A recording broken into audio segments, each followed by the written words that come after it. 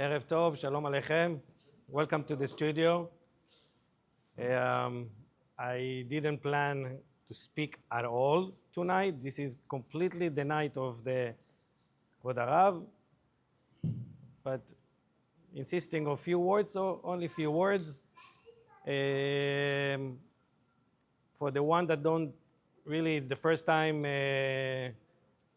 meeting my artwork.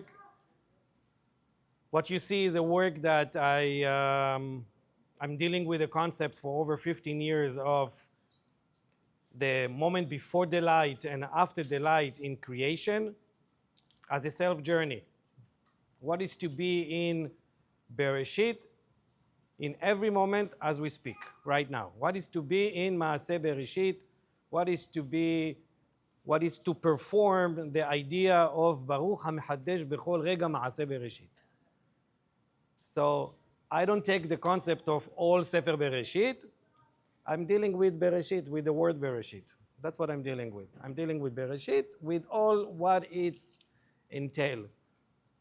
Chachamim said that if we taking the word Bereshit and we need to write books about them, we don't have enough trees to cut to make pencils.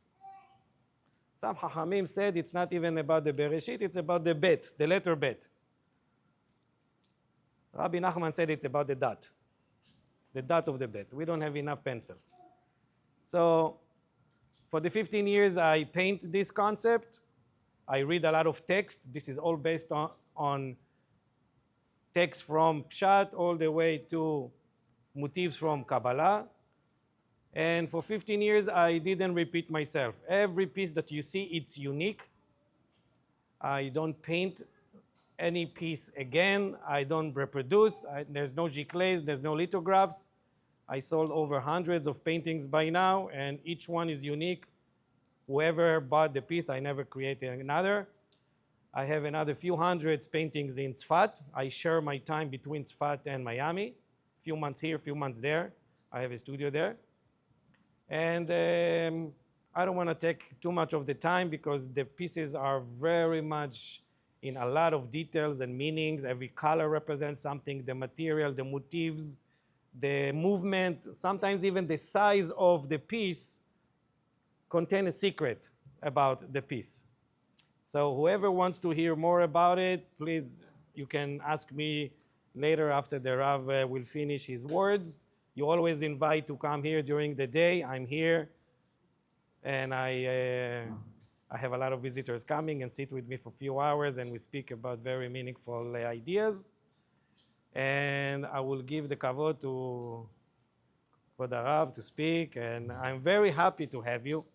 You know, after so many years that I'm hearing about you from the boys and the Ḥabura, and finally to see you in person, it's Baruch Hashem, it's a big thing. It's good to know your voice and to say, and also you're done. Yes. To say the apple doesn't fall far from the tree. Oh, It's Newton.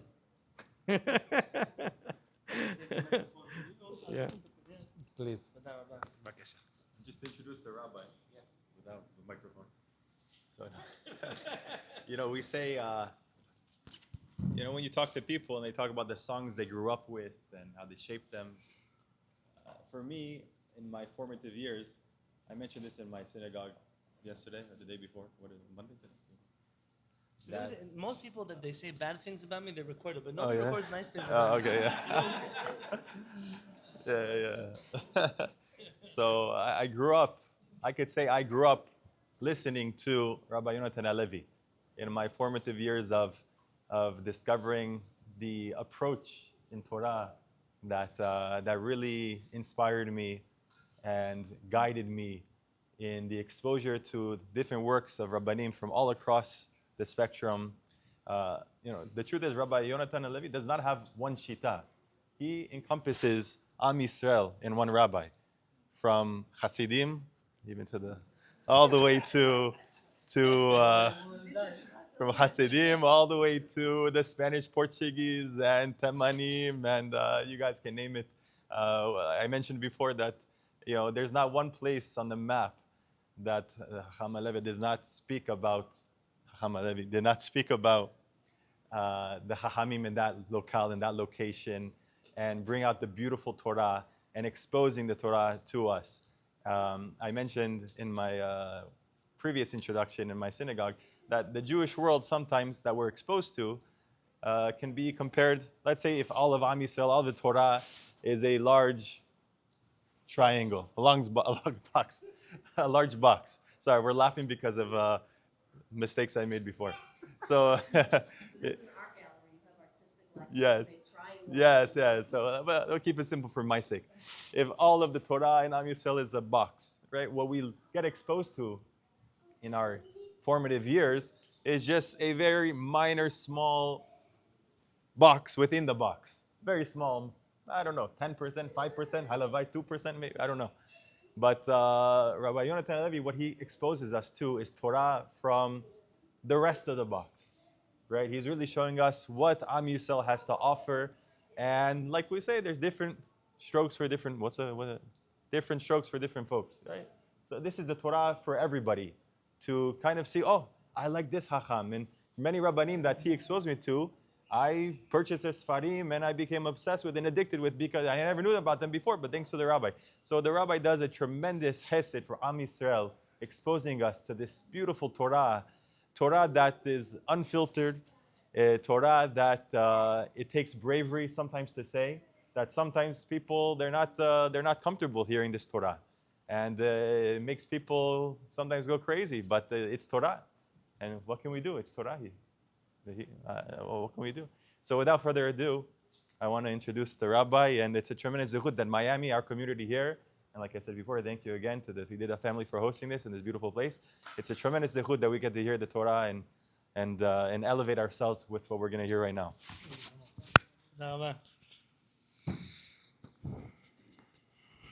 Imagine Hasidim, I have to straighten out the Hasidim. Come.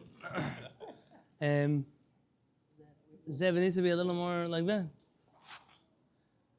Have we brought Zev all the way from New York to make the camera straight? Oh, now he's one of you. There's 2 more chairs here for those in the... Oh, okay. Let's do a few things if I can. First and foremost, I've never sat this far away from people that I spoke to in my life. So if you don't mind, we're a Sephardic crowd for the most part. Come close. We're not afraid of each other. The germs, you anyways got for me on Shabbat. Come. Come. Don't be shy. The whole area, come close. Come.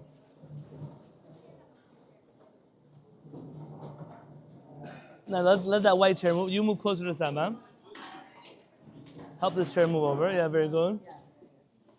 Very good. Here, push it here. In the middle. Wonderful. I have room.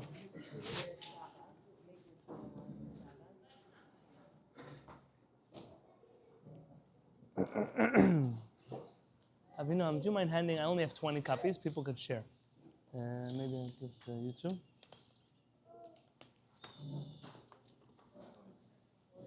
Okay. Well, take one. Hand them out. Those who would like a copy on their phone, you could just go to shiviti.org /Igal Fedida. And you'll find the source sheet. It will be posted there. I wanted to thank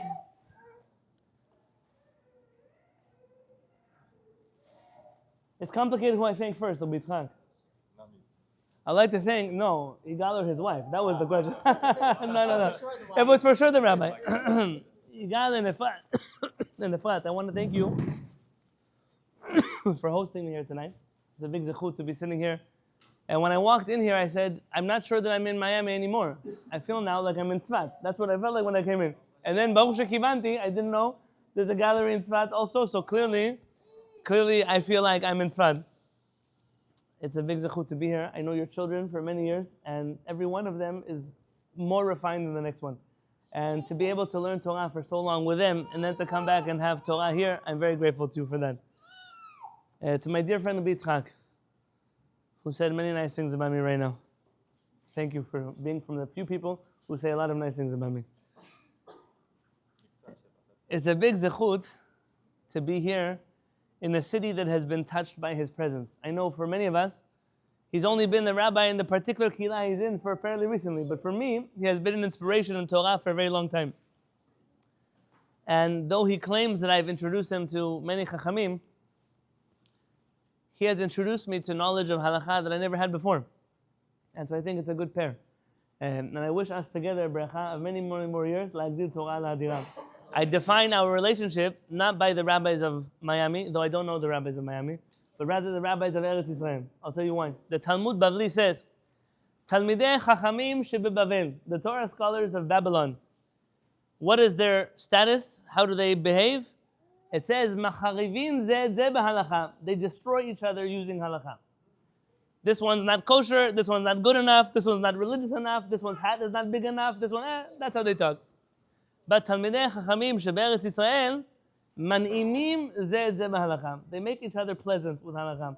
And I feel like the relationship that I have with Rabbi Yitzhak is one of pleasantness, one that the more Torah we talk about and study together, the more pleasant it becomes, the closer the relationship becomes. So I'm grateful to you for what you do for me and what you do for Klal Yisrael, the writings that you write, the things that you publish, and many, many more things to come. B'ezrat Hashem. You know what that looks like in HD? My camera guy sent me with a red brush to clean my kippah, but I was embarrassed to do it in front of you. So, it's in my bag. I'm sitting here in an art gallery, and I'm trying to share Torah, and I'm a little distracted by all the beauty that I see here. It reminds me of a story, though. They say once a guy in Morocco, why am I telling you a story about Morocco? Because all the other stories happen in Europe, so something has to have happened in Morocco somewhere, you know? And they say this guy once went to a tailor. His wife gave him money to buy a new suit for Pesach. A new suit. And, you know, a tailor's a kind of an artist also. And he goes to the tailor, and the tailor measures him. He says, a new suit, it's going to be, and forgive me, I don't know my currencies, it's going to be $3,000. He says, I can't afford $3,000. So what can you afford? He said, I can afford $500. $500? What kind of suit can I make you? You know what? It's Pesach. I'll make you a suit, $500. You're going to have to come back, though, mamash 5 minutes before I close on the eve of Pesach. So he comes back on the eve of Pesach. He picks up his suit.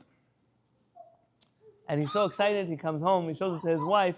He makes a shechiyanu, v'kimanu, v'giyanu, lazman hazeh. Thank you, Creator, for letting me live until this day. And then he puts on the suit, and nothing fits. One sleeve goes up to here. The pants go till his knees. The jacket is crooked this way. The button is in the wrong direction. He doesn't know what to do. He's very disappointed, and he still paid money for the suit. And so the next morning in the Beit HaKnesset, his wife goes over to the tailor. Hey, you sold my husband a suit. It's good for nothing. He said, no, the suit, it fits. I promise you it fits. I measured him myself. Come, let's go. They bring in front of the Beit HaKnesset. They bring the guy. Hey, watch. Pick up your elbow like this, like that. Pick up your shirt like this. Stand with one leg in the air like that. Oh, it fits beautifully. Some people, when it comes to their art, and by art I mean their Judaism, they think that everybody fits in the same size suit. Everybody's going to have the suit that fits everybody else. And what they expect from you to do in order to fit in that suit is to lift your arm like this and to walk only with one leg and to close your eyes. And your whole life you're walking around uncomfortable because the Judaism that somebody sewed for you wasn't your size. I think that artists have a very special spirit inside of them. Because artists, you're going to forgive me? Artists are the enemies of conformity. And they are who keep society sane. Because if you left it out to the people that are designing all the things out there, everything looks the same. I don't know if you noticed, by the way, the last 30 years, all the colors from the world have disappeared. All the logos, all the buildings, everything has disappeared. Almost everything now is black, gray, white, silver, a few random colors thrown in there. But the variety that used to exist in humanity, it's slowly disappearing. There's a few people who their souls can never fit in a box. And it's because of that they are so in touch with their souls, because they can't close it in a box. That they're able to bring color, vibrancy, vivid imagery to the world. And so, Igal, though we said it's a Beit Midrash at night and an art gallery in the morning, I'm going to argue it's a Beit Midrash the whole day. Just different kinds of Torah in different places. Very good. Yafeh מאוד, Baruch Hashem. You were hiding it from me or from Rabbi Berdugo? Baruch Hashem. And I think that's really where I wanted to begin today. Because we have an obligation. We spoke on Friday night. You guys can hear me? Yeah, we spoke on Friday night about the Rambam's prohibition of making images of God, of identifying God. It's a dangerous thing to do. But you mentioned Kabbalah. I once sat with a Mekubal in Yerushalayim who taught me an interesting teaching. He said, do you know the reason we cannot speak about God with words? He said, the reason we cannot speak about the Creator with words is because the word in Hebrew for word is milah, and the other word for word, teva. Teva. You have tevot and milim. He said, when you speak about God using words, using milim and tevot, essentially you are milah, you are cutting him up, and teva, you are putting him in a box. And the Creator is too great to neatly fit inside of one of your boxes. And I think that so often people recreate God in their own image. You know, God created us in His image, but we then in turn create God in our image. And the more we fit in a box, the more we decide that He also has to fit in our box. Inevitably though, we have to speak using words. And this Torah that Rabbi Yitzhak introduced me by, the Torah that my wife and I, Rabbanit Devorah is right there, travels the world with me and our children, and this time even my parents, Baruch Hashem, they should live and be well. We travel the world together. Tonight, I'll be remiss if I did not mention, tonight is partnered with the Ḥabura, but out of London and the whole world.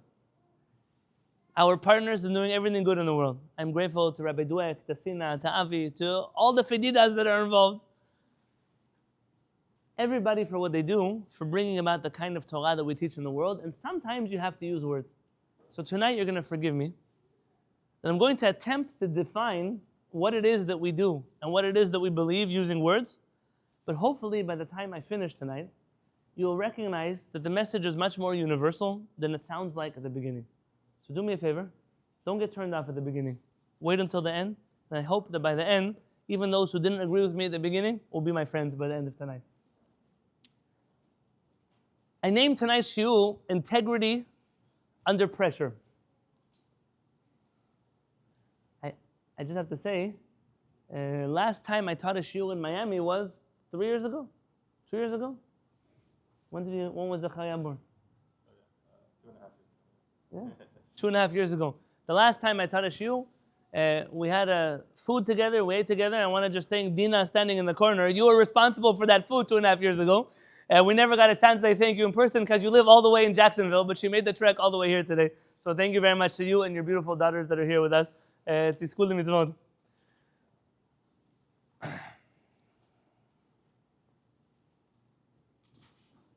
Rabbi Yosef Faur Halevy, otherwise known as Chacham Faur, writes the following words in the opening of one of his older books in source 1. This book that I'm about to write to you is about a month old. And I wrote it in a time that was not day or night. I'm speaking to you about things that are well known. There's almost nothing new in them. Nonetheless, I wish to write them in a book, because it is the way of the Sephardic sages. Their creations, their literary creations, and all matters of Jewish thought. And their opinions, their worldviews, their perspectives on Judaism in general, but in the problems of our generation in particular, enam yiduim, are almost not known by anybody. I could ask you about opinions of great Jewish movements. What do these kind of Jews think about this? What do those kind of Jews think about that? What do Chachmei Sefarad think about homelessness? What do Chachmei Sefarad think about food stamps? What do Chachmei Sefarad think about civil war? What do Chachmei Sefarad think about democracy, capitalism, socialism, communism? They all wrote books. They all spoke to us about those problems. Yet somehow, the opinions of our Chachamim are almost not known at all. משהו נורא ואיום, something horrible. חל בכל אשר נוגע למסורת התרבותית, הדתית והחינוכית של היהודים הספרדים בימינו. Something horrible has happened to the educational, religious, cultural tradition of the Sephardim in our days. דברים שבעבר הקרוב היו ידועים לכל צור בדרבנן. Things that very recently were known to every person who went to Jewish school. אינם ידועים היום אפילו לאלה אשר בשם גדולי הדור יכונו. Even those today that pride themselves, they're the leaders of the generation, they don't know the things that yesterday's school children knew. אנו, those of us, שגדלנו על פי המסורת החינוכית העתיקה, שנתקיימה דור אחר דור בבתי המדרש הספרדים. Those of us that were raised on the knees of the previous generation. The one that for generation after generation gave us Sephardic בתי מדרש. רואים את המצב החדש בדיכאון לב וכיליון עיניים. We see the current state of affairs with a lot of sadness, with a broken heart. הגשרים עם העבר נהרסו. The bridges to our past have been destroyed. הציונים שעמדו באם הדרך נעקרו. The road markers on the side of the road, they've been uprooted. השבילים טושטשו וכוסו עפר. The pathways have been rubbed out and covered with dirt. מה יעשה הנער שרוצה לגלות את העבר שלו? What is the young person who wishes to know their past? What are they to do? לאן יפנה? To whom will they turn? מי יורה לו את הדרך? Who will show them the way? I felt this way for many, many years. Because I was that na'ar. I was that young person who grew up knowing something very painful. The Judaism that I had learned in my home, very organically. My parents are Torah scholars in their own right. But I don't remember that they sat me down forcing me to study pages of Talmud. And it wasn't our home at home. A lot of Shabbat, a lot of holidays, a lot of hearing them give divrei Torah, and a lot of family events, getting together. It was a very beautiful, pleasant Judaism. The problem was that when I went to school, namely to yeshiva, is when I discovered that the Judaism of my home directly contradicted the Judaism of the Jewish community that was around me, and I had never realized that. Things that were valuable at home were no longer valuable outside of my home. Values that were very important inside of my family were not shared by the people that were hired to teach me Torah. And for many, many years, I floated through the study of Torah with this dissonance. My home is wonderful. The Judaism of the yeshiva is great, but they don't meet anywhere. They don't meet anywhere.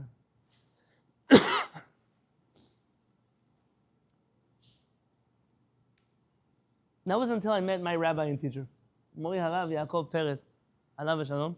He passed away maybe 15, 16 months ago. I had lunch today with one of his students, also a chavruta of mine, and he told me he was writing a book on Bereshit. And I told him, I once said that if I was ever to write a commentary in the Torah, I can cover any book of the Torah except for the book of Bereshit. You made me feel very comfortable today. You said you didn't even get to Bereshit. You're still working on that moment. So I think it's a very big deal for someone to think they understood Bereshit. But for me, I'm still waiting. Shemot, Vaikra, Bamidbar, Devarim, I can handle. Bereshit, it's a whole nother reality.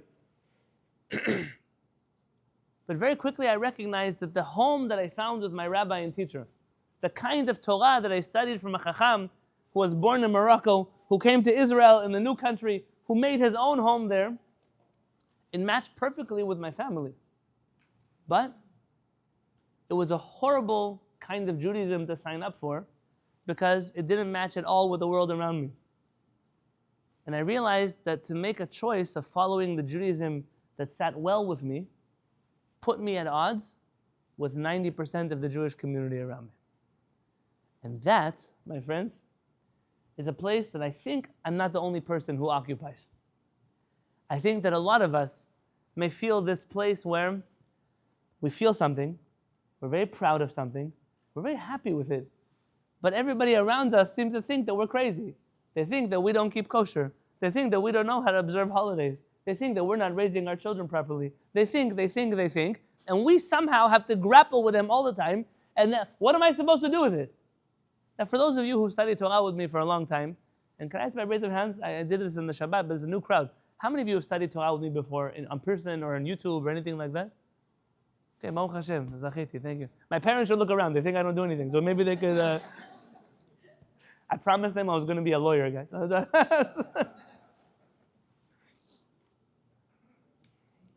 I tell them I deal with law the whole day. I just don't get paid for it. That's Talmudic law, yeah. Some of the things I'm going to share tonight might not blow you off your chair, but they're intended to give you chizuk. They're intended to strengthen you, because this is the last shiur that I'm giving before I leave Florida on this trip. And I'm grateful to be able to do it here. But there are some words that I wish to share with you. Things that I give myself when I stand in front of the mirror, especially this many months after the passing of my rock, of my teacher. I have to remind myself that just because I think differently than other people, and just because I don't fit in the box that the Jewish community wanted to create for me, it doesn't mean that I'm not valid. It doesn't mean that I'm not right. It doesn't mean that I don't also deserve a space to exist. And I want to take you on that journey with me tonight through some sources that might affirm that. Look with me at source number 2. Shlomo HaMelech, the wisest of all men. Alav Shalom, he wrote, Sof Davar. At the end of the day, if I have to summarize life to you, Hakol Nishma, once everything has been heard, Et Ha'Elohim Yira, Ved Mitzvotav Shemor, Ki Zeh Kol Adam. You have 2 jobs on this earth. To have awe of the Creator. I intentionally don't translate it as fear. Yira is greater than fear. Yira is an awesomeness. You realize how immense the Creator is, and you are filled with awe. And the second, to follow His mitzvot. Ki zeh kol ha'adam. That is the whole purpose of a man. It doesn't matter what the neighbors say. It doesn't matter what your friends are going to say. It doesn't matter what your family says. It doesn't matter what the politicians say. What matters is your Creator who created you and the path that you know you have to walk. And everything else is just noise in the background. You must know your way. And in fact, the famous Mekubal, Rabbi Moshe Chaim Luzzatto, alav shalom, the Ramchal.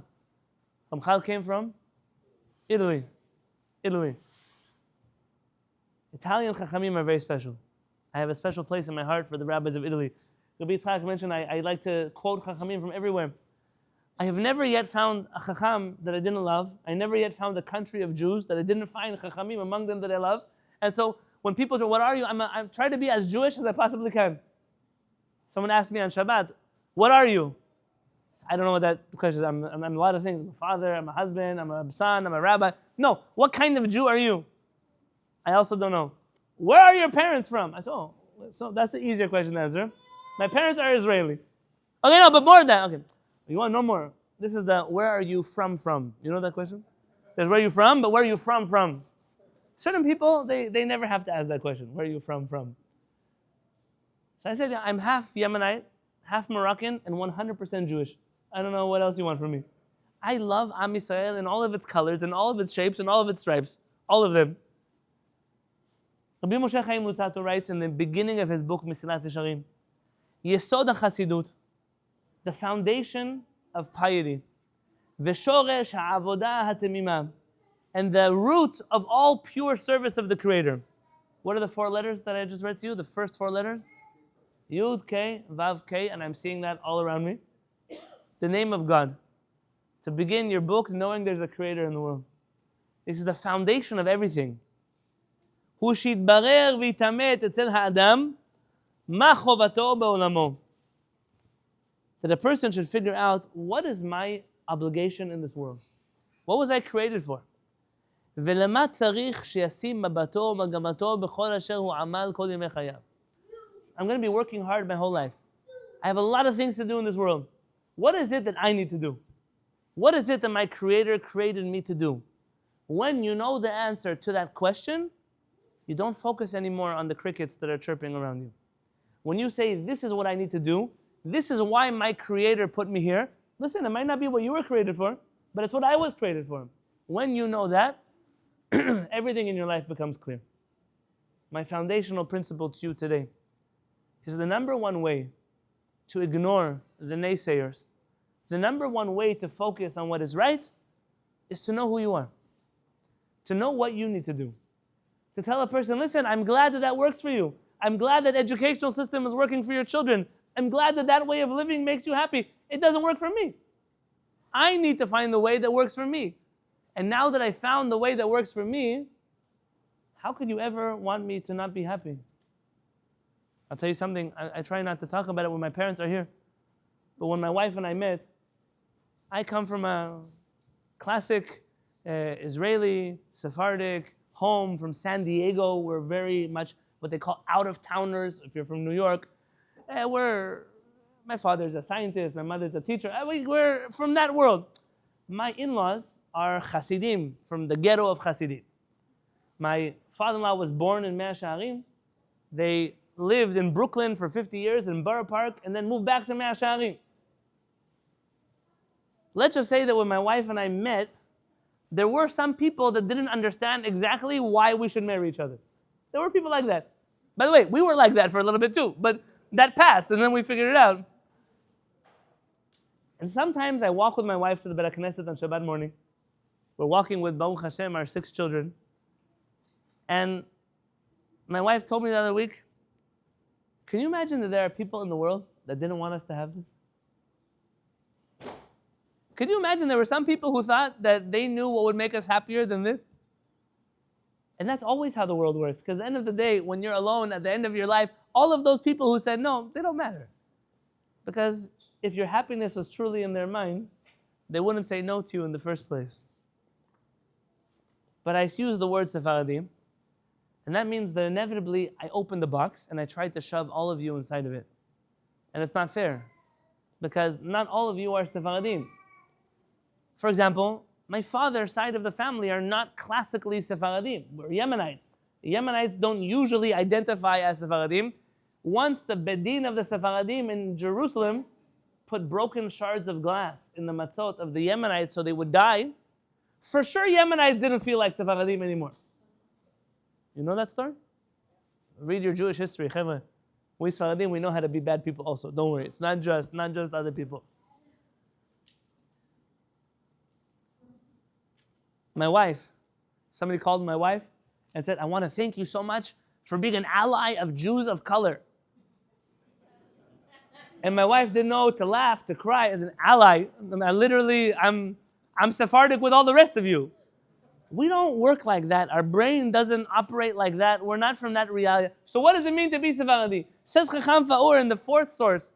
He says, look how many times our rabbis use the word Sephardi for Jews that have nothing to do with Spain. So many Chachamim are called Sephardim, but they're not Sephardim. So why are you calling them Sephardim? Because when a person identifies with a certain worldview, with a certain Jewish philosophy, then that's who you are. That becomes part of your identity. And so when I started my Kehillat, I refused to use the name Sephardic anywhere. Instead, I tell people, you know what Sephardic is for me? Sephardic has nothing to do with where you come from, but everything to do with where you want to see yourself go. And if the way of our Chachamim touches your heart, it talks to your soul, then that's you and that's who you are. And when I use the word Sephardic tonight, please think I'm including anybody who wants to be included in that title. And if you want to be excluded, that's up to you. You came tonight. Mishnah Masechet Avot, source 5, tells us that we should be brazen and bold. Yehuda ben Tema Omer. Yehuda, the son of Tema, says. Who is it? Rabbi. Where is it? Rabbi Nisim.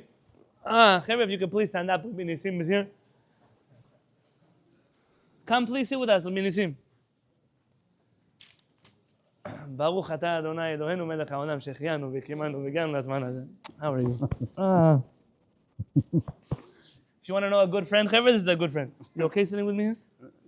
I would like, who are you here with? Rabbi Greenberg. Rabbi Greenberg. From Seattle. Oh, I only know of you by name. About you, they say, Adamcha achancha velo yedaticha. I've heard a lot of beautiful things about you. May we have 2 chairs? Why not? Can I put this chair here? No, please. Bechavon, Rabbanit. I'm going to be in Seattle. No, but it's not sorry. We're learning Torah that's printed on paper, and then 2 Sifrei Torah that are living, they walk into the room. We shouldn't interrupt the Shiur. Oh, please. Who? That I know, but I thought I'm going to be in Seattle, B'ezras Hashem, at the end of next month. God willing, by Ezra B'Tzaot. Yehuda ben Tema Omer. Yehuda ben Tema says, Heve'az, I have a source here. 1, and maybe 2. Heve'az kenamer, you should be bold. I'm going to use the English here because I don't know what the words actually mean. Be strong as a leopard. That's for Rabbi Slifkin to determine what each one of these animals are. I'm not taking responsibility. Ve'kal kanesher, and swift like an eagle. Ve'ratz katavi, and you should run like a gazelle. Ve'gibor ka'ari, and brave as a lion. La'asot ratzon avicha shabashamayim, to do the will of your Father in heaven. There are lions in Eretz Yisrael? You saw a lion ever? You saw ever a lion in Eretz Yisrael? Used to be. But not anymore. You saw bears ever in Eretz Yisrael? David HaMelech, I killed a bear. He killed a lion or a bear, David? A lion and a bear, yeah? Nachon. Him and Putin. L'havdil, elef avei hamdalot. David HaMelech said, where did he get a bear from? There used to be, in Eretz Yisrael, I mentioned Rabbi Slifkin, you should read his latest book. There used to be lions and bears and hippopotamus. All of them lived in Eretz Yisrael. In all of the swamps they dig in Eretz Yisrael, they find skeletons of hippopotamus. All of them.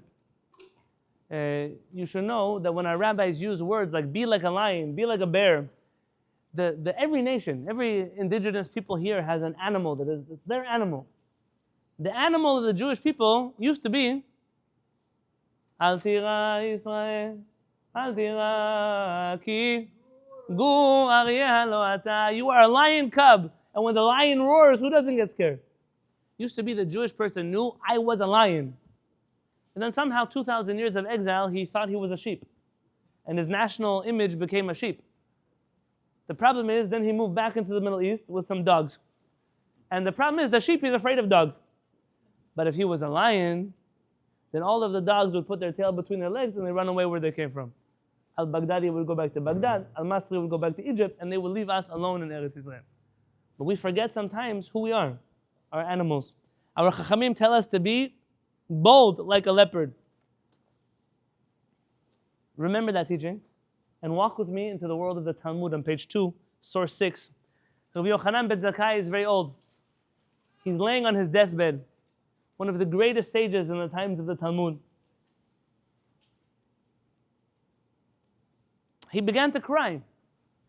And his students, they tried to comfort him. Rabbi, you're the greatest rabbi of the Jewish people. You have nothing to cry for.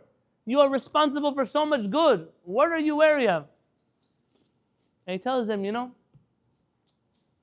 if I was guilty of disappointing a regular king who's going to die one day, and his anger will die one day, and his disappointment will die one day, fine, I wouldn't be sad today. But I'm afraid that I am guilty of disappointing the King of Kings, the one who is with me forever, the one who will see me forever. I'm not even sure if I'm going to heaven or hell. How am I not going to cry? His students realized this was probably a moment of his passing, and they immediately said, Rabbi, please give us a blessing. Remind me a blessing. I should say, Shakol, Baruch Atah Adonai, Eloheinu melech haolam, Shakol yavor. Rabbanit, thank you for the tea. How do I know it's Ḥabura night tonight? Because the tea has milk inside of it. But how do I know that I'm in a Moroccan art gallery? Because it's a nana tea. That's new. Even the British, they didn't know that. Rabbanit, thank you. They said, Rabbi, give us a blessing. Look at the top of page 2 on the left. Amul Rabbeinu Baruchenu, Rabbi, bless us. Amar lehem, Rabbi Yochanan ben Zakkai, bless them. Yehi ratzon, may be your will of God. Shetehe mora shamayim alechem kemora basar v'dam. That the fear of God should be as important to you as the fear of other human beings. Amul lo talmidav, his student said, Ad kan, well, that's it? That's the only blessing you're going to give us? Amar lehem ulvai. He said, you're lucky. That's the greatest blessing I can give you. Tedu, you should know, כשאדם עובר עבירה אומר, שלא יראני אדם. When a person does something wrong, they usually look both ways to see if anybody's looking. But they never look to see if the creator of the world is looking. They never stop to see what does the creator want from me. He said, if I'm ever going to give you a blessing that you should grow to be righteous, it should be stop focusing on all the people around you and stop focusing on the one who made you. The one who actually cares about you.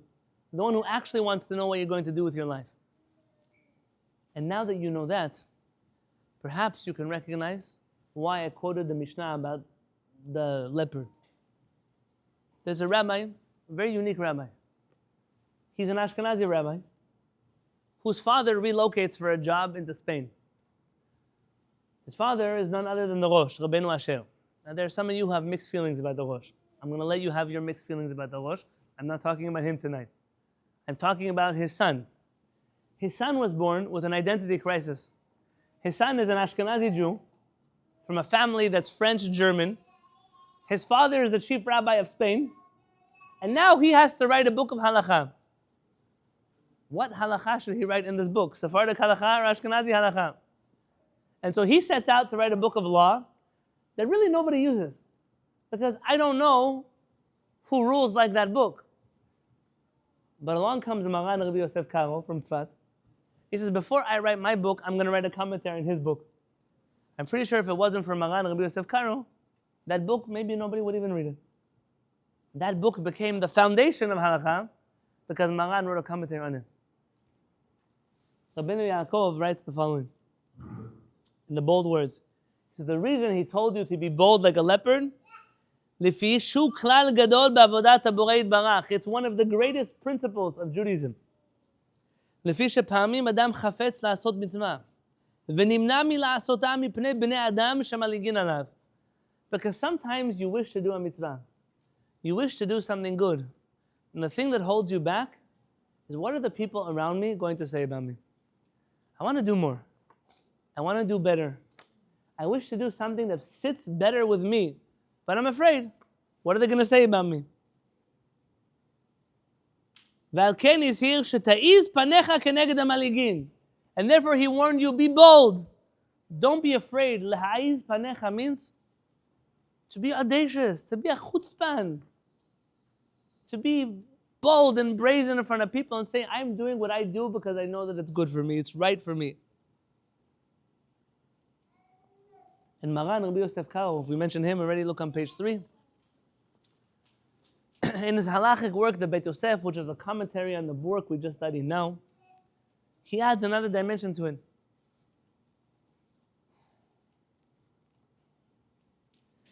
And he says, ומה שכתב בעבודת הבורא יתברך, and the reason why the Mishnah says, or the Mishnah, or Rabbeinu Yaakov says, that serving God, it's important to be bold when serving God. משום דקצת דברים אלו נראים שהם הפך עבודתו יתברך. It seems like chutzpah, even the American non-Jews know the word chutzpah. They can't even say it, but they know it. Chutzpah. That thing doesn't seem like I should use that in the service of my Creator. It doesn't seem like a very religious character trait. Says Maran, that's the mistake. That you need amar shekulam la'avodat Hashem yitbarach. You have to know how to use even negative character traits in the service of the Creator of the universe. You have to have in your life a little bit of chutzpah, a little bit of boldness, a little bit of the ability to stand like Avraham Avinu, Avraham our forefather, to stand on one side of the world and look at all the other people in the world, all the religious people, all the intellectual people, all the people, and tell them, I'm sorry, you're wrong. There is one God. He doesn't want me to kill my children. He doesn't want me to murder my wife. He doesn't want me to beat my chest and swing from a vine. He wants me to live a different kind of life. If Avraham Avinu could do it, he did it because he knew how to be bold. And we have the same obligation. On Shabbat, we had a few Q&As. In every city that I go to, doesn't matter what, doesn't matter which one, doesn't matter which group of people, doesn't matter which Bet HaKnesset, which denomination. In every one of those places, I get asked the same question. It's never something about God. It's never something about the Torah. It's always this. a variation of this. Rabbi, I really would like to keep the laws of kashrut the way that you guys do at the Shiviti Learning Forum, i.e., like the Shulchan Aruch. The problem is, what are we going to do with, enter the friends, the neighbors, the mother-in-law that are not going to eat at our house anymore? That's almost always the question I get in every city that I go, which is very unique to me. It tells me that one day I will merit to teach Torah to the world. For right now, I'm still talking to them about Cheetos on Passover. That's where my Creator has allowed me to breach. And I always feel like the same answer, which is, I thought the Spanish Inquisition ended in 1492. I know that the Inquisition office came over to this shore. Do you know when the Inquisition ended in the United States of America? There was an Inquisition office in this country by the Catholic Church until the year 1927. 1927, the Catholic Church realized it's time to change the name. Still exists. They're there looking for infidels. But what can you do? If you ask some of the people, the Pope is the infidel. So now you're lost with what should you do? But they were hunting Jews down for a very long time. The Inquisition is over. You're making a Shabbat dinner in your house. I want to understand the scenario. You went to work the whole week. So you could have money to go to the store and buy food. You bought fish, you bought chicken, you bought rice, you bought your ingredients. You made a dinner, and you're kind enough to invite your friends over for dinner. And there's some freeloading jerk out there in the world who doesn't pay you for Shabbat dinner, who didn't drive you to work during the week, who didn't help you cook in the kitchen. You're lucky if they bring you some wilted roses they found at Trader Joe's on sale before they came over. And they tell you, I don't know if I can eat in your house because it's not kosher. In the most eloquent language, you tell such a person, go to hell. Why do I need you? What value do you add to my life? What kind of person considers me their friend, knows that I care about the Creator, knows that I study Torah, and you threaten me about what I do or don't do in my own house? Who are you? But so many of us are sitting here looking at me like, wow, he doesn't even understand. But they really won't eat in my house. And I'm telling you, your life will be much better without friends like that. With friends like that, you don't need enemies. What's the point? What's the point of saying, I'm going to tell you something. Rabbi Nissim and I, we go back a number of years. I think the first time we met in person was 2017. Could be? Yeah? In Yerushalayim. I haven't spent 100 years studying Torah with Rabbi Nissim. But I know that if he was going to invite me to his house for dinner, I'm going to eat whatever he's going to put on the table. Now, it could be Rabbi Nissim, I think, has an inclination to rule like the Rambam, maybe more than I do. So what? My understanding of the world is this man is a God-fearing Jew. He's my friend. I do everything that he does when I'm with him. That's the way that normal people operate. And so if the not normal people around you are making you crazy, you don't have to engage with them anymore. You have to know sometimes how to be bold. And this is actually codified in the books of halakha, not just in some nice commentaries I quoted to you. Maran writes in the first halakha in Shulchan Aruch, the first law of the Jewish Shulchan Aruch, the law, code of laws, in source 9, is the same sentence. You must strengthen yourself like a lion to wake up in the morning and to serve God. For those of you like me who have a hard time waking up in the morning, okay, that's part of it is you should wake up in the morning. But the part of it is to wake up and to serve God. Don't be scared. You're always going to be at odds with most of the people in the world. You think all the Jews are on your side. How many Jews are in the world now? 15 million? 18? I like the bigger number, the better. The world says we took over the whole world, so it's got to be more. 18 million. Okay, I like the number. That means we took already back what Hitler did to us. So 18 million. Now you got 18 million Jews on your side. They all love you. They all agree with you. They all eat in your house.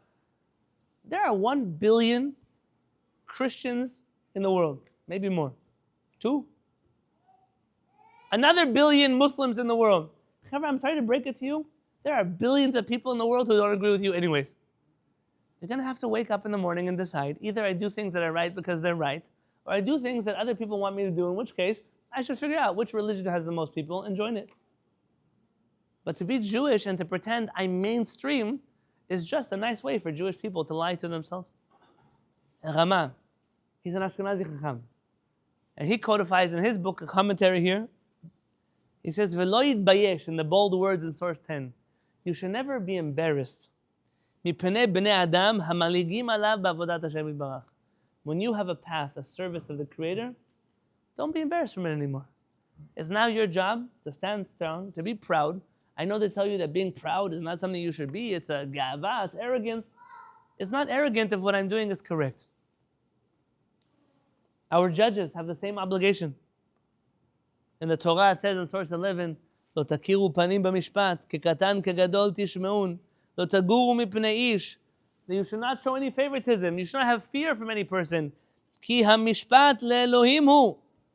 והדבר אשר יקשה מכם, תקריבון אליו ושמעתיו. And any matter that is too hard for you, take it to the Creator. But your job as judges is not to be afraid. How not afraid should you be? I told you the halakha on Friday. When was it? Last Saturday night we spoke about breaking people's legs in the bedin. Brought to you by the same Rambam. How not afraid should you be from the people around you? Look, source 12. שניים שבאו לפניך לדון, אחד רך ואחד קשה. Two people come to you for a judgment. You're a judge in the court. One of the guys, he's weak. He's a weakling. One of them is a birion. He's a serious criminal. Al Capone, I don't know. Some guy, he's a thug. עד שלא תשמע דבריהם, או משתשמע דבריהם, ואי אתה יודע להיכן הדין נוטה, אתה רשאי לומר להם, אני נזקק לכם. שמא יתחייב הקשה ונמצא רודף אחר הדיין. In the old world, rabbis did not get paid to sit on a bedin. Today they get paid to sit on a bedin, in which case they're not real rabbis. But in the old days, they didn't get paid. They did this for free. Now, if he sees Al Capone walking to this bedin, hey, listen, if that guy loses, he's going to come kill me. What do I need this problem for? You can tell him, you know what? I have a friend, Rabbi Berdugo, he wants to talk to you. And you send him to your friend. With friends like me, you also don't need enemies. You give him the phone number of the local Chabad house. You send him wherever you want, just not here. You can do that. As long as you have not yet heard the arguments. But the moment, אבל משתשמע דבריהם, but once you hear the arguments, ותדע להיכן הדין נוטה, and you already know which one is guilty and which one is innocent, אתה רשאי לומר, איני נזקק לכם. You can no longer excuse yourself. שנאמר, because the Torah says, לא תגורו מפני איש, you should have fear from no man. שלא תאמר, איש פלוני רשע, הוא, שמא יהרוג את בני, שמא ידליק את קדישי, שמא יקצץ נטיעותיי. Maybe he'll kill his son. Maybe he'll burn his field. Maybe he'll destroy his trees. It doesn't matter. He's afraid for his son's life. You took this job. Your job was to bring justice. You took the job of being Jewish. Your job was to be Jewish. What are they threatening you with? They're threatening your family? They're going to make problems for your kids at school? They're going to make problems for you at the synagogue? They're going to make fun of you at the next wedding? Rabbanit and I once went to a wedding. They asked us to leave. I was once in a funeral. Came to a funeral in San Diego. And the people asked me to leave the funeral. You know what everyone else said? Nothing. They were afraid they were going to bury them also over there. But there are people, they don't have a spine. They don't have a spine.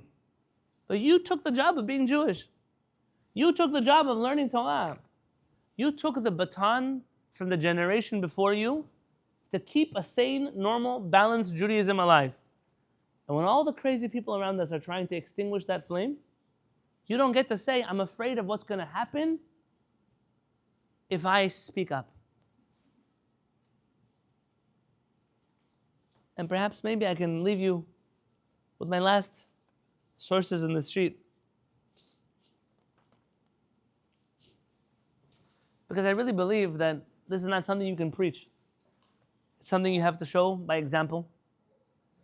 One of the greatest chachamim who walked the face of this earth, in my opinion, was a man by the name of Rabbi Israel Moshe Chazan. Rabbi Israel Moshe Chazan was the chief rabbi of Rome. He started off in Yerushalayim, Ir HaKodesh. He ended up in Rome, he went through some gilgulim, not those kind of gilgulim, the ones where he was in London for a little bit. In London, the Orthodox Ashkenazi community tried manipulating the Sephardic rabbis to wage a war against the Reformed Jewish community. The Sephardic rabbis were not so keen to get involved there. It was a complicated part in Jewish history. He ends up really settling down in Rome, where he becomes a chief rabbi, writes a number of famous books over there. One of the books that he set out to write was a book called Kiddushat Yom Tov. In the book Kiddushat Yom Tov, he was asked to show whether or not it is possible for those of us Jews who live outside of Israel to only keep one day of a holiday instead of 2 days of a holiday.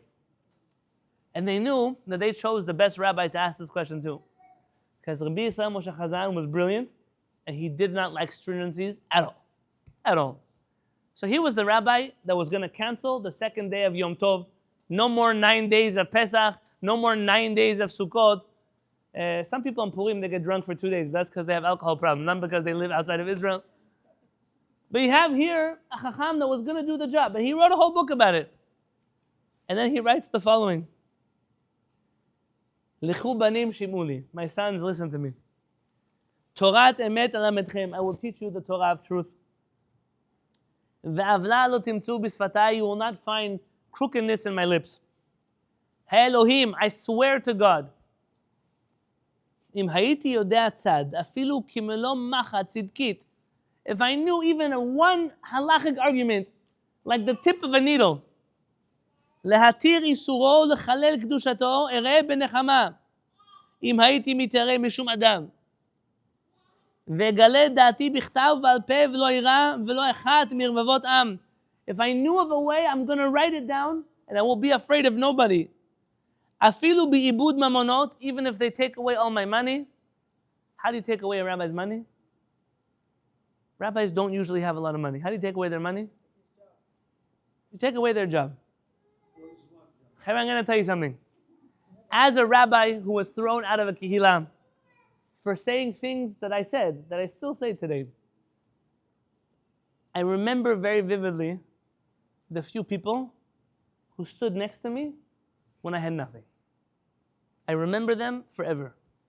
Their chesed to me, I will never forget. By the way, Moshe Chaim sitting here in the back row, he's originally from San Diego. I don't know how all these good people I used to have, they all got here. Maybe I have to come here also. I don't know what the story is. Moshe Chaim, his son-in-law and daughter, he's the Gabbai of my Bet HaKnesset still today. But he's really the real deal. He started with me in the old days before it was good. I remember the people that were with me forever. If you have a friend, if you have a rabbi, if you ever heard of a rabbi that maybe was let go somewhere, Rabbi Nisim, unjustly, your obligation as a friend is to stand very close to them. Because I don't think you know what it means to put your whole life into a community, to put your whole vision, every comfort that you had into a dream of a Judaism that would be better for everybody tomorrow, and for some board or some president or some who knows who, Yamach Shemam, to come. I said, you didn't say Rabbi Nisim, I said it. He said no. For the camera, he said no. Rabbi Greenberg, I'm not getting you in trouble tonight. We're new friends tonight. Rabbi Yisrael Moshe Chazan says, I don't care if they take away my job. I don't care. ואפילו בעיבוד חיי מן דסן אלי.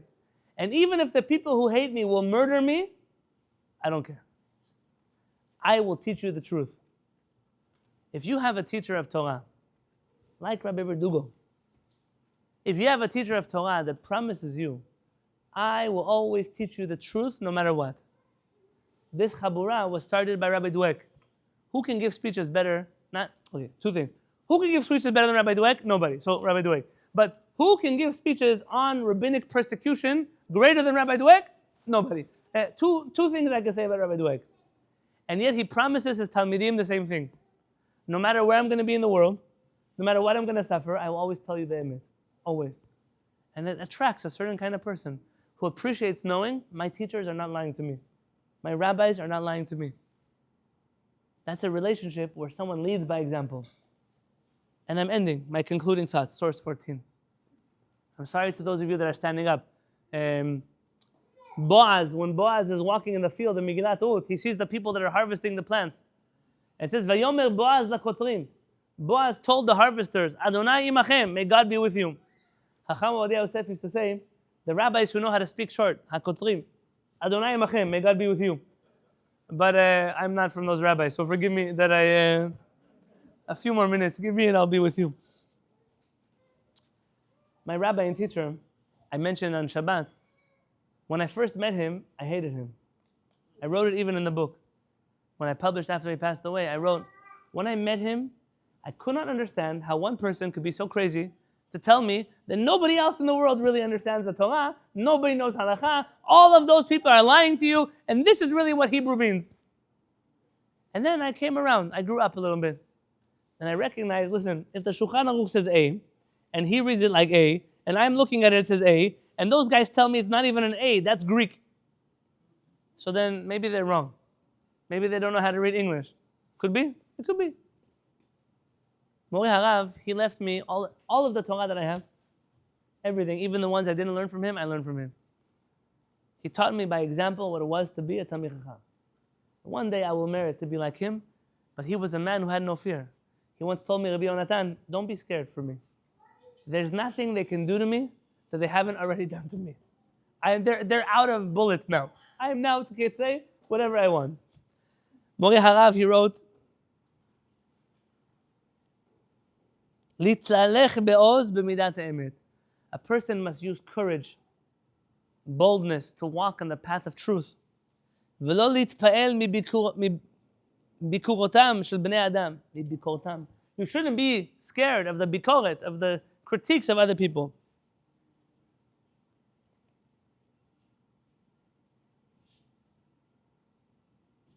Moshe and Aaron. Moshe Rabbeinu. Moshe Rabbeinu didn't have controversy? You know that all the mainstream people didn't like Moshe? He sent 12 rabbis to Eretz Yisrael. The majority of the rabbis that came back said, Moshe is lying to you. He doesn't know how to learn Torah. The land of Israel is very bad. Only 2 rabbis sided with Moshe Rabbeinu. The Jewish people, they wanted to be mainstream. What do? They cried. The Creator says, you want to cry for nothing? I'll make sure you cry for something. And that's the date of Tisha B'Av. We've been crying already for thousands of years, Tisha B'Av. Because Jews decided to be mainstream and not listen to the truth from a minority of the teachers in the world who taught the truth.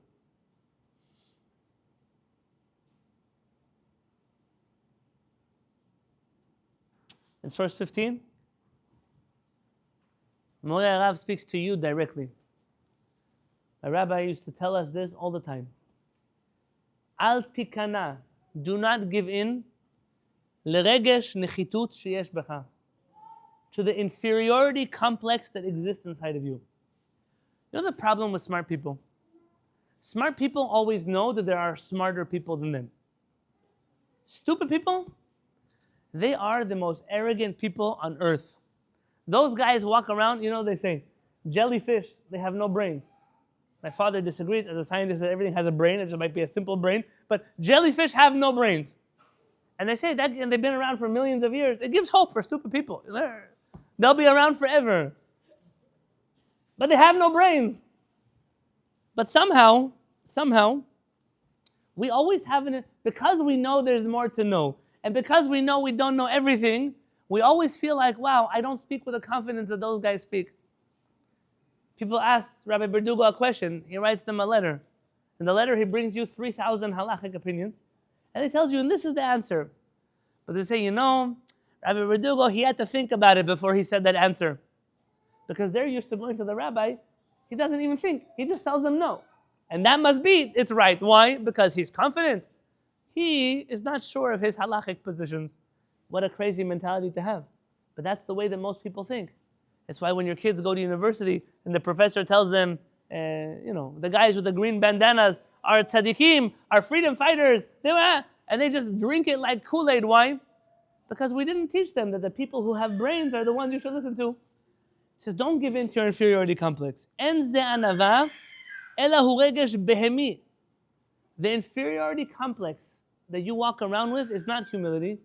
It's a very low animalistic trait that exists inside of you that you should not submit to.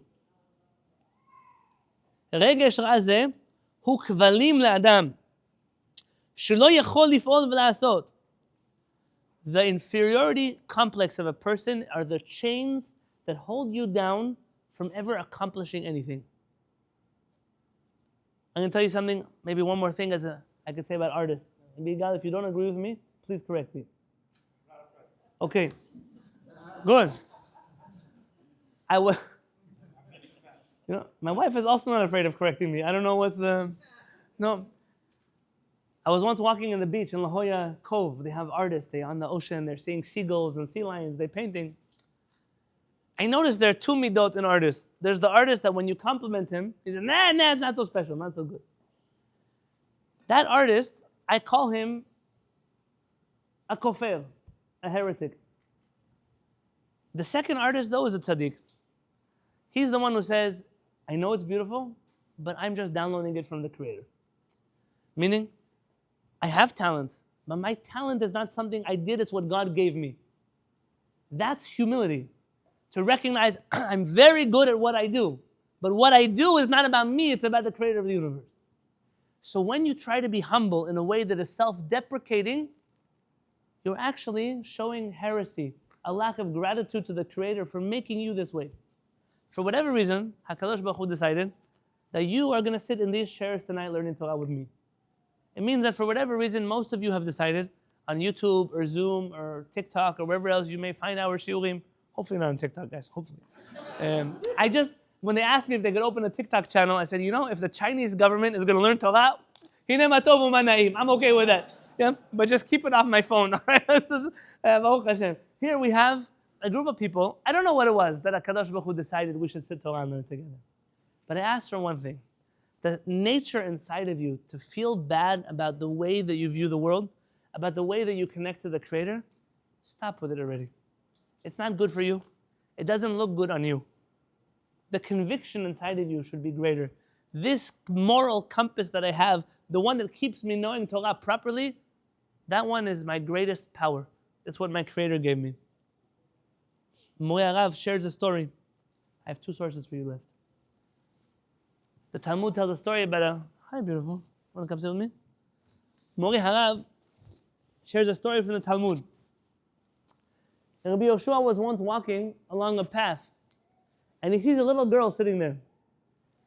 And the little girl, he was walking along this road. And the little girl told him, Rabbi, is this really a road? It goes through somebody's field. And he tells her, look, and there's a whole path here. And what do you mean it's not a road? It's mamash a road. And she tells him, Listim shekemotcha. Robbers like you have paved this path. This is not a real road. This is not a real approach to Judaism. It's the bad people who made this approach, and now you think that we should walk on it. Just because somebody walks to somebody else's flower garden and ruins it, doesn't mean it's okay for you to walk there also. Sometimes you walk to a building, to somebody's house. You see there's a driveway, there's a sidewalk, and then there's like a trail through the grass. Just because everybody ruins your neighbor's grass doesn't mean you should walk on the grass. You walk on the sidewalk. Why would you walk on somebody else's lawn? I know it's ruined, but you don't have to be the reason why it's ruined. I know that other people walk a path of crookedness, but you have to recognize what is a real path and what is not a real path. And that's the challenge that stands before us today. Because I'm going to tell you I'm going to end where I began. I believe wholeheartedly. I believe wholeheartedly that Am HaNetzach, the people of eternity, will live forever. I told you in the beginning, I love all the Jewish people. I do. I hate any Jewish study which shows me those Jews are going to disappear after 20 years and these ones are all intermarried. I don't like that. I don't want to hear. Not because I don't want to hear.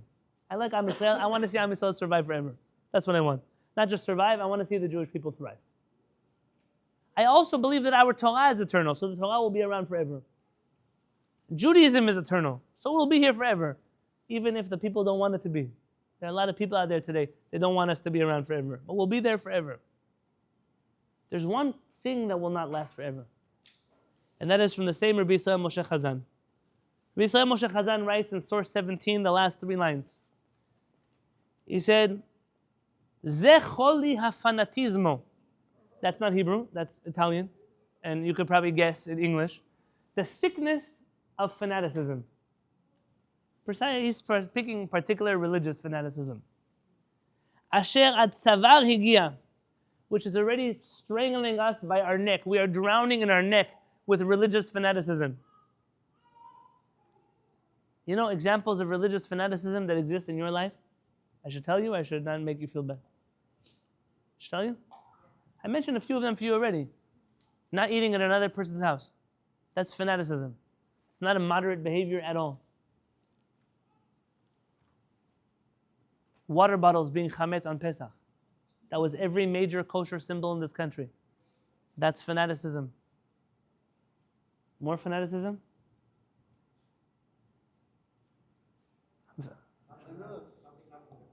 Something not about food.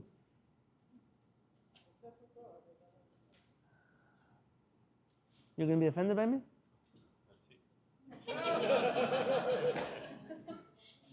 You take a Sefer Torah out of the ark in Shabbat, and only the men get to kiss the Sefer Torah? What happened to all our grandmothers that came to kiss? My grandmother, she couldn't read and write. She was born in Morocco. She didn't know how to read and write. She, even when she was old and she was crawling to the Beit HaKnesset, she came just to kiss the Sefer Torah. Once when it came out, and once for it to go in. She wouldn't leave until she got both times to kiss Sefer Torah. Today they tell me, well, you know, but fanaticism. It comes everywhere. Everywhere. I don't want to sit here examples the whole day. Those things, seeing my grandmother kiss the Sefer Torah is the reason why today I read the Sefer Torah. Because my grandmother kissed the Sefer Torah. And if you're going to take away from my kids that their grandmother should kiss the Sefer Torah, why will my children read the Torah? The religious fanaticism is suffocating us. Says Rabbi Moshe Chazan, Asher besibato, the religious fanaticism that exists in the world today, Anu besakanat ha'emunah ha'ne'ima mikerev machanenu. I think I lost the word here. We are in the danger of losing not Judaism, but the pleasant emunah. Listen to those words. The pleasant, ni'imah, the pleasant emunah, which exists inside of our camp today, it's almost gone. I see faces here. I'm almost certain that all of you saw your grandparents. I'm certain that almost all of you had a Seder Pesach with your grandparents. You had Seder Pesach with your grandparents? Your parents from Morocco? They had aluminum foil on their table? They ate matzah inside of a Ziploc bag? By you? No, no way. It's not normal. And why do I go to food? I go to food because it hurts. I go to food, I see that's where everyone's going nuts. Better than that, you go, be careful what I say. I went to go visit my wife's family. We're sitting at the table. When my in-laws are Hasidim. When they make an event for their family, Chanukah party, they're 13 children they have. They're all married, they all have children. So when you make an event for Chanukah, you can't do it in anybody's house. You rent a hall to do that. When my in-laws come from Mea Shearim to New York, everybody sits together.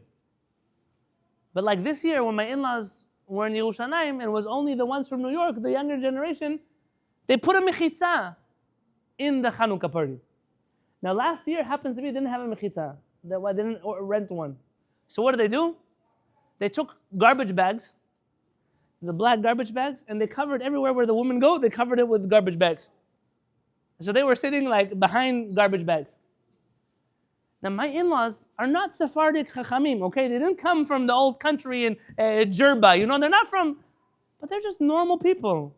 Normal people say, I'm sitting with my sons and daughters-in-law, I'm sitting with my nephews, my grandchildren.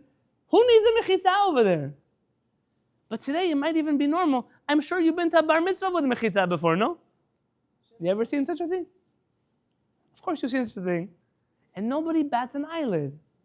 No, We go to Shabbat meals. Sometimes they say, oh, there are too many boys. Let's take the girls to the kitchen. Which girls? 4-year-old girls. Why? You hiding them from who? Maybe from him you should hide them.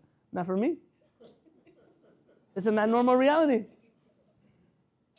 Oh, people call me. At what age can my daughter still sing Ma Nishtana by the Seder Pesach? At what age? Till whatever age, she doesn't feel comfortable standing on a chair in front of the whole family. I don't know. I'm going to guess probably when she's a teenager, she's not going to want to sing for you Ma Nishtana anymore. No, but this rabbi told me that girls over the age of 3 are not allowed to sing anymore in front of their grandfather. Cheva, it happens everywhere. I'm not talking to you now. I don't hang out, contrary to the clothing. It's not usually where I hang out. The emunah hani'ima. This is my point.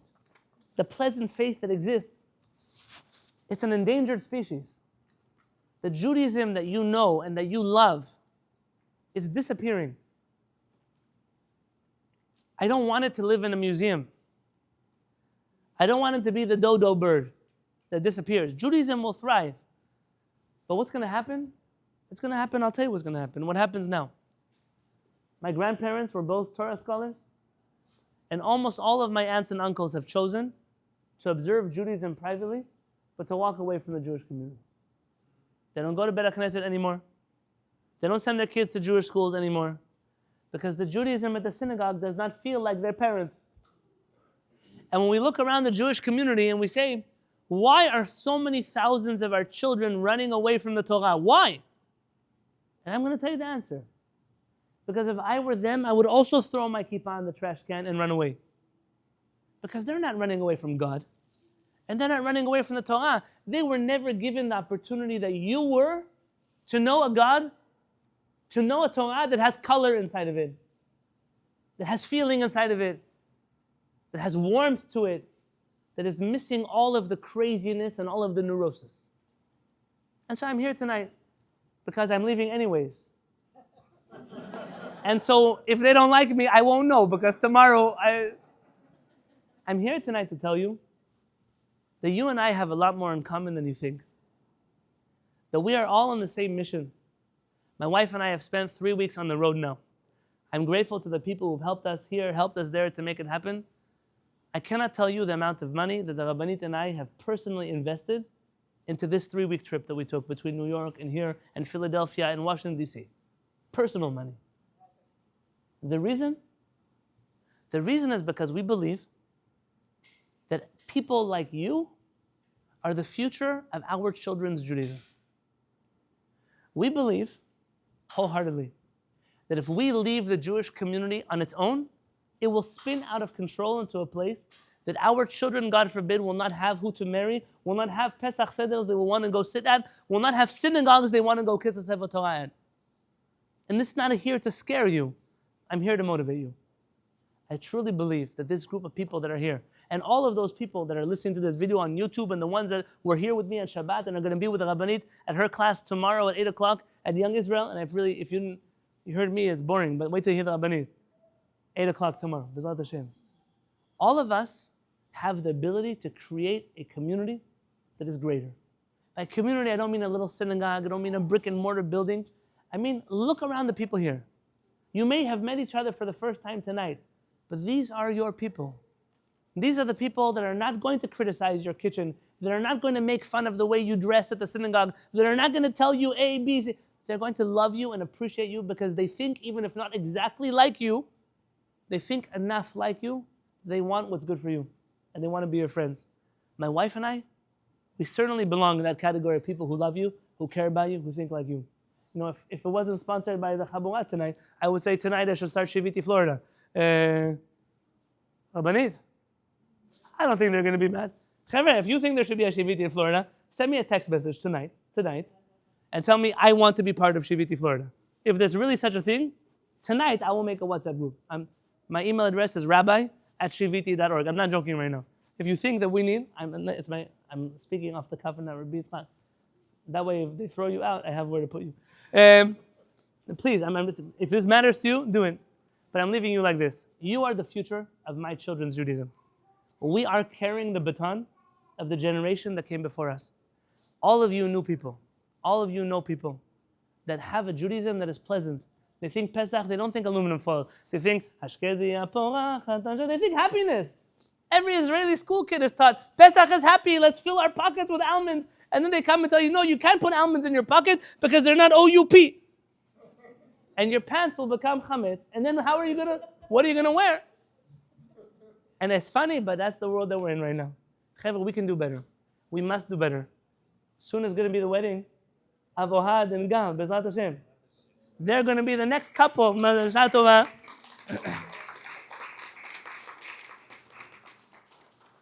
Both beautiful souls, but they're going eventually to bring us into the world beautiful souls. And I'm telling you, if you don't want to do it for my children because you don't know them so well, do it for their future children because for sure you don't know them. But make sure that there's a place in this city, in this town, a place like this art gallery, that all of us can get together. Shir HaMa'alot David, a song to King David. Hine matov u'mana'im shevet achim gam yachad. How beautiful and how pleasant it is when brothers and sisters can sit together, can talk together, can learn together, can pray together, and all of it is together because we want nothing more than people together. Chevra, thank you so much for having me here. I appreciate it so much. It's cool mitzvot. Again, thank you to Igal and Efrat. Toda rabba. Turn it off, yeah.